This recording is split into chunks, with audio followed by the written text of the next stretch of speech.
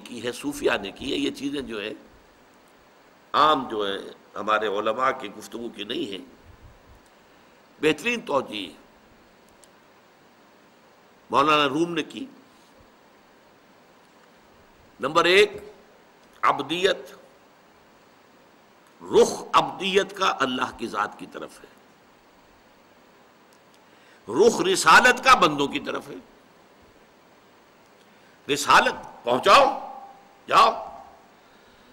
اب ایک وہ مقام تھا حضرت موسیٰ علیہ السلام کا تصور کیجئے، اللہ تعالیٰ کے ساتھ ہم کلام ہو رہے ہیں، لذت کلام، اللہ سے سرگوشی ہو رہی ہے. اس سے اونچا مقام کیا ہوگا؟ ہے بھی کوہ طور کی چوٹی پر. کہا جاتا ہے اذهب الى فرعون انه طغى، جاؤ فرعون کی طرف جاؤ، وہ بڑا سرکش ہو گیا. اب جب اس حضوری سے جا رہے ہیں تو اب پشت ہو گئی نا اس کی. ذات باری کی طرف کیا ہے؟ اب پشت. پہلے ہم کلامی تھی تو رخ تھا. عبدیت کا رخ اللہ کی طرف ہے. جب ہم کھڑے ہوتے ہیں الحمدللہ رب العالمین انی وجہت وجہی للذی فطر السماوات والارض، ہمارا رخ اللہ کی طرف ہے. جب میں دعوت و تبلیغ میں ہوں، آپ کو درس دے رہا ہوں، تو میرا رخ آپ کی طرف ہے، اللہ کی طرف تو نہیں ہے. جب حضور دعوت و تبلیغ فرماتے تھے تو رخ تو مخلوق کی طرف ہوتا تھا. اور پھر اس میں ظاہر بات ہے کسی نے مجنون کہہ دیا، کسی نے شاعر کہہ دیا، کسی نے پاگل کہہ دیا، کسی نے جو چاہ کہہ دیا، جو منہ آیا، جو بکواس چاہی کر دی. اس سے دل پر تکدر ہو رہا ہے، طبیعت میں کوفت ہو رہی ہے. کہاں وہ کیفیت؟ جی چاہتا ہے پھر وہی فرصت کے رات دن بیٹھے رہے تصور جانا کیے ہوئے، اللہ تعالیٰ سے لو لگا کے انسان بیٹھا ہوا. اس اعتبار سے عبدیت بہت اونچا مقام ہے. عبد دیگر عبدہو چیزیں دیگر، ما سراپا انتظار منتظر. ہم تو سراپا انتظار ہے کہ کبھی اللہ تعالیٰ کی طرف سے کوئی تجلی ربانی کی کوئی کرن ہمارے لیے بھی روشن ہو جائے، ہمیں بھی کوئی تجلی حاصل ہو جائے. ہم تو خیر اس کی بھی کوئی تمنا اور آرزو اپنے پاس نہیں رکھتے، اس کے لیے کوئی کوشش نہیں کرتے. جن لوگوں کی کوشش ہوتی ہے فجاہد فی خلواتک، ابن سینا کہتا ہے اگر تم کو چاہتے ہو کہ اللہ تعالیٰ کے ساتھ کوئی رابطہ ہو، فجاہد فی خلواتک، اپنی خلوتوں میں، اپنی تنہائیوں میں مجاہدہ کرو. فلعل شعشعۃ تلمع لک، ہو سکتا ہے کبھی کوئی کرن تمہیں بھی نظر آ جائے. یہ تو ہمارا مقام ہے. اور اس عبدہو کا مقام کیا تھا؟ ان کے استقبال کی تیاریاں ہو رہی تھی 7ویں آسمان پر، منتظر تھے. یہ نوٹ کر لیجئے، منتظر کہتے ہیں انتظار کرنے والے کو، اور منتظر کہتے ہیں جس کا انتظار کیا جا رہا ہو، مفعول ہے. اسی لیے شیعہ حضرات جو ہیں امام منتظر کہتے ہیں حضرت مہدی کو. امام منتظر، جامعہ المنتظر ہے یہاں پر جو ہے ماڈل ٹاؤن میں. تو المنتظر وہ ہے جس کا انتظار کیا جا رہا ہے، المنتظر وہ ہے جو انتظار کر رہا ہے. ما سراپا انتظار، ہم تو منتظر ہی رہتے ہیں کہ کبھی اللہ کی کوئی عنایت ہو جائے، کوئی کرن ہمارے لیے بھی جگمگا اٹھے. اور ان کے انتظار، ان کا انتظار کیا جا رہا تھا شب معراج میں. یہ ہے وہ مرکزی آیت اس سورہ مبارکہ کی، ایاک نعبد. لیکن اب نوٹ کیجئے اس کا ایاک نستعین کا تعلق کیا ہے. میں عرض کر رہا تھا انتہائی مشکل کام ہے.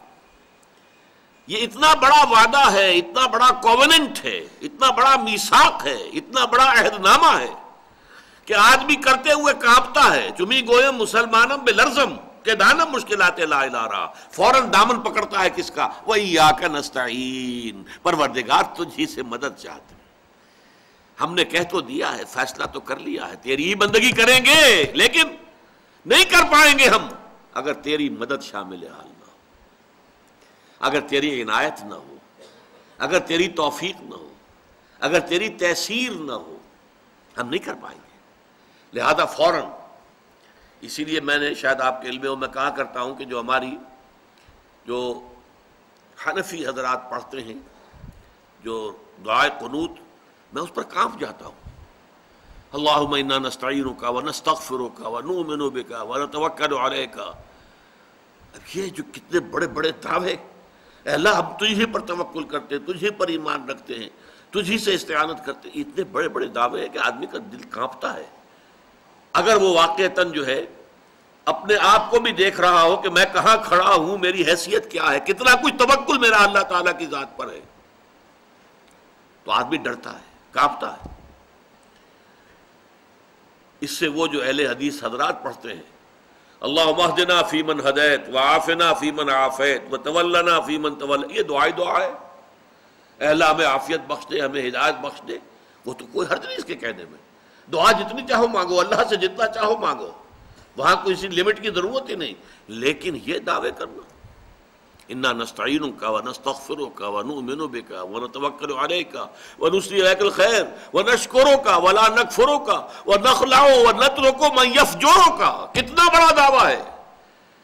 جو بھی تیری نافرمانی کرتا ہے ہم اس سے تعلق منقطع کر لیتے ہیں.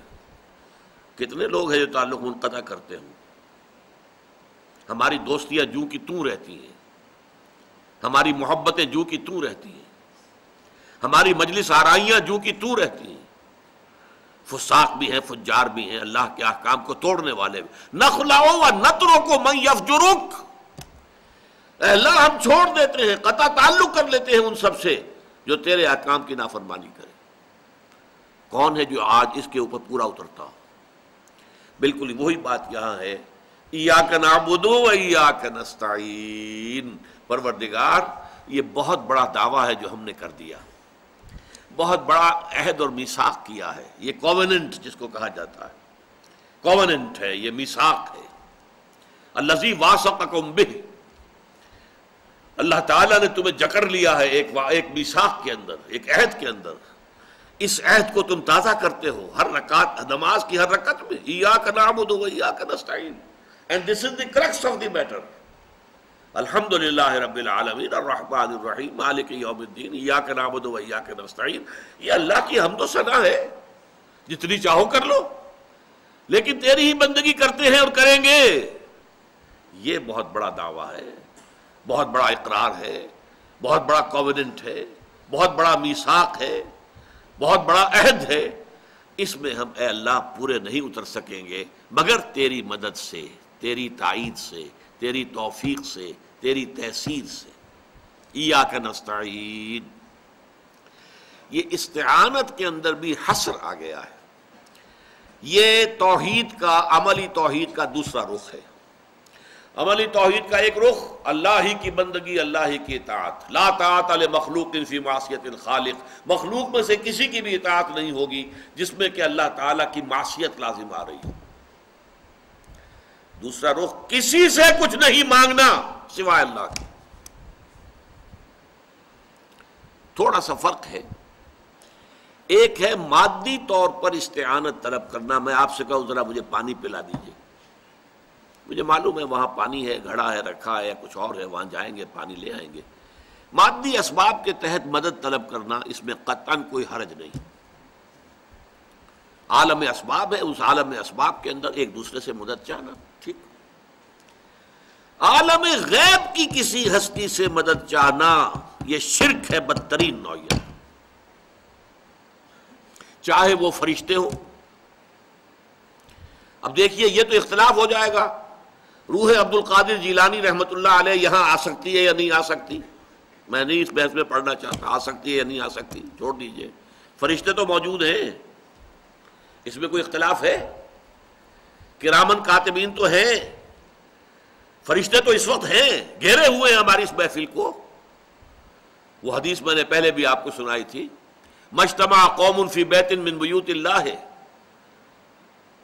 یتلون کتاب اللہ ویتدارسونہ بینہم الا نزلت علیہم السکینہ وغشیتہم الرحمہ وحفتہم الملائکہ وذکرہم اللہ فی من عندہ او کما قال صلی اللہ علیہ وسلم. جب بھی کچھ لوگ جمع ہوتے ہیں کسی گھر میں اللہ کی کتاب کو پڑھنے اور سمجھنے سمجھانے کے لیے، ان پر سکینت کا نزول ہوتا ہے، رحمت خداوندی انہیں ڈھانپ لیتی ہے، اپنے سائے میں لے لیتی ہے، اور فرشتے ان کے گرد گھیرا ڈال لیتے ہیں. حفتہم الملائکہ وذکرہم اللہ فی من عندہ، اور اللہ تعالیٰ ذکر کرتا ہے ان کے سامنے جو اس کے پاس ہیں، ملائکہ مقربین،